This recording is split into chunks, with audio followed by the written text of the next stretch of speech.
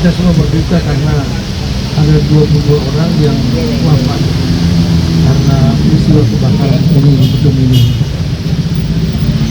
Kemudian saya diperintahkan untuk mengevaluasi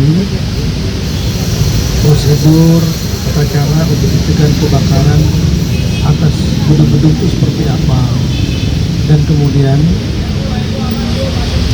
agar tidak terulang kembali, kira-kira apa yang harus dilakukan.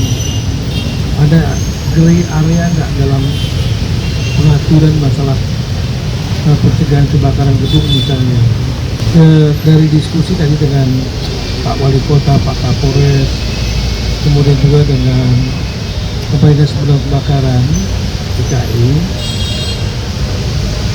logika saya tadi ya berpikir bahwa setiap pembuatan bangunan juga harus ada pengujian tentang pencegahan kebakaran atau mitigasi atas kebakaran. Apalagi di Jakarta ini banyak sekali high rise building, gedung-gedung tinggi yang kalau terjadi kebakaran risikonya lebih besar dibanding dengan yang low rise building, daerah gedung-gedung yang rendah.